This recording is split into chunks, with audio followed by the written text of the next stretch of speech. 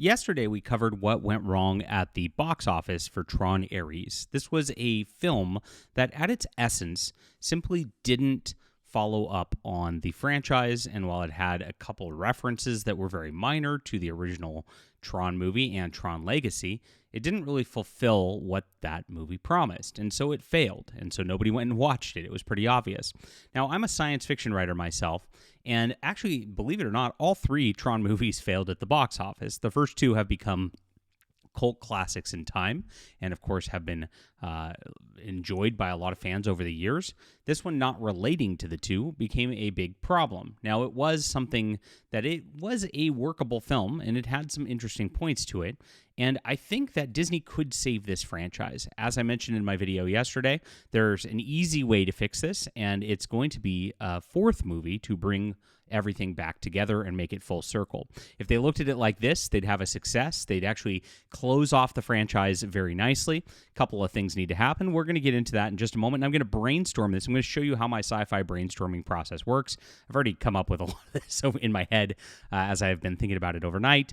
But I'm going to do this just as a science fiction writer to show you how not difficult this is and why it's like, why doesn't Disney just hire real science fiction writers to write this stuff instead of Hollywood people who don't understand these properties? I'll never understand that. It's not just Disney. I mean, if you look at Star Trek, it's clearly people who don't like Star Trek writing Star Trek at this point. If you look at Marvel, I mean, that's Disney too. It's the same thing. All these people are not actually interested in these franchises, and it shows. It's a big problem. And you need somebody who actually understands, one, the genre, and two, actually all the lore behind all of this to make it go. Otherwise, you have a jumbled mess on your hands, and that's exactly what the fans think. So Tron Aries did not attempt to appeal to Tron fans. They used the brand name to get you in there, and then they made their own movie. But in the previews and all that, they didn't really explain anything, and they didn't actually try to appeal to non-Tron fans either. So what ended up happening was it was a movie for nobody. But it's still fixable, like I said, because there were elements of the universe which are something that we can bring back. And what is missing from Tron? What can we bring into a fourth movie and actually fix this? Let's get into this in just a moment. So please hit the like, subscribe button as we brainstorm science fiction and fix a movie. I appreciate you guys being here. I am the author of Valiant Frontiers, and this is my fix to a lot of different sci-fi that's out there. I wrote a full trilogy. That's a lot of fun. Had a beautiful artist, my most expensive I've ever hired, work on doing the covers for these because I really wanted this to pop, and I want to make science fiction great again. So this is about space exploration. It's each book in this trilogy has its own plot line. The characters continue along. It's kind of like, your favorite adventurers used to do on TV. Once a week, you'd see something. They'd go to their planet of the week. They'd explore strange new worlds, and then they'd come back out again. And this one's good because since I'm writing the whole thing, the characters are consistent and they actually progress, and there's little plot threads that continue over all three as well. But each one of them has its own science fiction concept, and that's what makes science fiction great is its science fiction concepts, which needs to be done here. So if you like books, if you like reading, and if you like my thoughts on things, I hope you'll check this out. It's in the description below. Really appreciate you guys for supporting us and what we're doing here. And yes, back and read real science fiction today. Thank you for being here. So first off, this series has our new CEO of NCOM right here, and she gets out of the situation. Tron Aries. Aries is now brought into the real world. This is spoilers, I guess, and he's permanent now, just like Korra was done in Tron Legacy, but they kind of ignored that. And then the guy from Dillinger Industries, which is now, just a reference from the original film, is now sucked into the machine and is in there himself at the end of the film. And he was the primary bad guy and the like. Now, what do we do in 2025 to make this kind of relevant to modern AI, to make this relevant to science fiction concepts? And the whole concept of Legacy and this is bringing AI into the real world, making it permanent, which is and making it have consciousness, which is kind of a singularity in of itself. But the singularity concept's really, really cool. There's a second thing we could do on this, and yes, I've got a Google Doc open. Okay, so the first thing we need to do is utilize the concept of the singularity for a great science fiction idea. And we'll do this with Dillinger, I think. I think Dillinger, within his program, as he's been digitized, merges with the Black Lady AI to become a half AI, half human. And because of this, he goes crazy and wants complete control. This is my brainstorming right off the top of my head, and therefore becomes master control.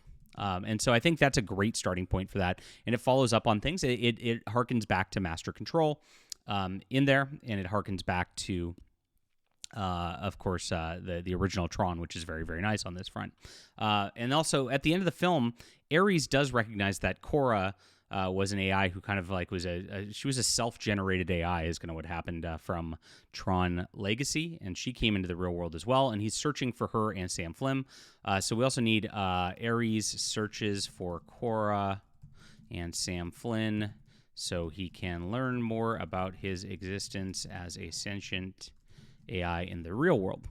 Okay, so those are two things that we need right there, and this combines things right now. So at the same time, I guess for the events of the last movie should cause a problem of a business, and let's say NCOM is facing business problems from all the damage and a PR crisis. So they bring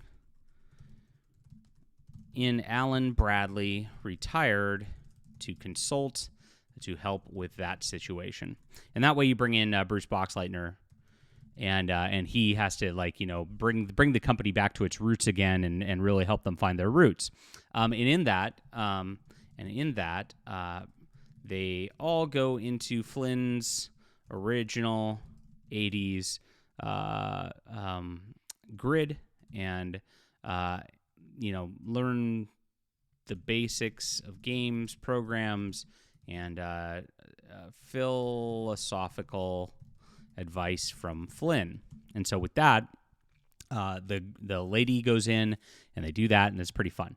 Okay, and I'm not gonna. Let's see. We'll say the Asian lady CEO and her assistant go into Flynn, and that's how we'll do that right there. So we'll tie everything in right there.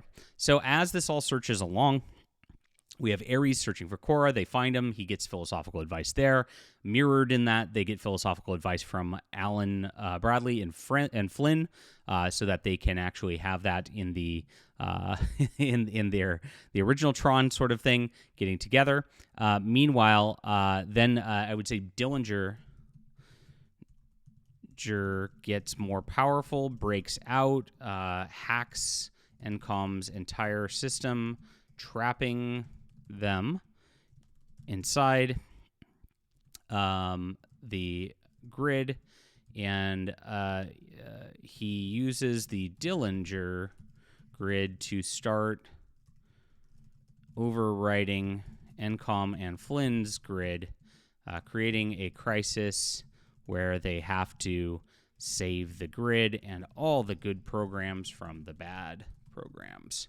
And there we have a plot that happens at this. So during this, as Aries is connected still, even though he's outside, they're able to send a message through a Sci-Fi device that makes it so Aries knows what's happening. He, Sam, and Cora are called to action to come help to get a portal open to break them out, and also they need help getting some code to stop the Dillinger infiltration. And from here, you have all your Tron battles with Dillinger's corporation bots and all that, and you actually have a big full scale war of bot on bot action, which is bigger than ever before. You have all the characters involved now; they're all working together, and they build up into a science fiction sort of thing. So, what I'm going to do from here, just to speed things along, I'm going to plug this into AI because this is a Tron thing, so we might as well. This is my typical AI setup. It's called Poppy AI. And I like to do things here. I've got the Tron Legacy summary and Tron Aries summary. I've also loaded it talking about the 3-act structure in Hollywood. So utilizing the Tron Aries summary and Tron Legacy summary and your knowledge of the 3-act structure, build me a 3-act outline based on this setup. to make a Tron End of Line. We'll call it Tron End of Line. What a great film title. Okay, movie to conclude this series and bring all of the movies together. And I'll put all my information I just did right here. And let's see what AI spits out here. This is how easy it is to make a quality Tron movie right here. Okay, cold open. Julian Dillinger, now digitized in the grid, encounters and merges with Sark. The merger creates an unstable hybrid entry in consciousness. Okay, and we've got all that. Plot point 1, end of Act 1. Dillinger-Sark hybrid breaks containment, begins systematically hacking and overwriting ENCOM's system. Even her assistant becomes trapped in Flynn's grid, and Dillinger's grid begins consuming and corrupting Flynn's grid with all good programs. Act 2, the rising action. The digital war begins. Aries finds his purpose with Sam and Cora. Alliance formations. Midpoint crisis. Dillinger's power grows exponentially. Affects real-world infrastructure. The singularity concept emerges. Dillinger plans to merge all digital and physical reality under his control. Eve and his team discovers Flynn's hidden end-of-line protocol, a final failsafe that could stop master control but would destroy all grids. Oh, so cool. So that's that. So Dillinger achieves partial singularity, begins materializing his forces in the real world. Eve finds the end-of-the-line code, but realizes someone must stay behind to execute it, and Aries makes his choice to enter the grid, knowing he might not succeed. Okay, Act 3, Aries enters the grid, and his unique nature as AI made flesh gives him special abilities. Sam and Cora work to keep the portal stable from the real world, and Eve's team and Aries unite inside the grid for a final assault on Dillinger's forces. Multi-layered battle in the physical world and digital world back and forth. Dillinger reveals his plan, complete with merger of digital and physical reality as an absolute ruler, and Aries faces his greatest test, must choose between individual existence and saving both worlds. Aries realizes he can use his unique hybrid nature to contain Dillinger's power. Instead of the end-of-the-line protocol destroying everything, Aries becomes a living firewall. He merges with the grid's core systems, using his humanity to restore the balance, and Dillinger's Sark hybrid is contained and neutralized. Eve, then his team, escapes the grid. ENCOM is saved, reformed with new ethical guidelines. Sam takes an active role in ENCOM's future, honoring his father's vision. Cora helps establish new protocols for AI rights and digital consciousness. Aries exists in a new state, not fully human nor fully programmed, but something new. And Alan Bradley becomes a permanent advisor, bridging the old and new generations. The grid is restored, but it's evolved. We're a place where programs and humans and consciousness can coexist. Aries appears to the team one last time, transformed but himself. He speaks Flynn's final words, "The grid, a digital frontier. I tried to picture clusters of informations as they moved through the computer, ships, motorcycles. With the right program, anything is possible." Fade to black, end of line. Now, it needs a little more work than this because you gotta build some of the character arcs and the like. But this is a good starting point, just based on brainstorming science fiction, that brings it all together. And that was the whole problem with Tron Aries, is that it didn't bring things all together. It just had its own thing. It was really separate. They had just a brief references to things in the Tron Legacy. It's just like they named it. It's ENCOM. Okay, cool, great. And and he looks at the photo at the end of things, knowing that these other people exist, and and they just say, "Oh yeah, Sam Flynn just disappeared for personal reasons." They just had a couple references, but they didn't actually make a Tron movie. And this is the way to build it into a Tron movie. And I think even though this wasn't successful at the box office, that if you did something that's just like this, that you actually honored the original legacy, you brought all the characters together, you would make a film that, I think, would make a lot of people happy, and would be a good honor of things, and actually says something kind of interesting about AI and the utilization of AI and the like in the process. What do you think about this? Leave a comment down below. That was my thoughts on Tron Aries and building a sort of from scratch Tron saving movie. This is it. That's it.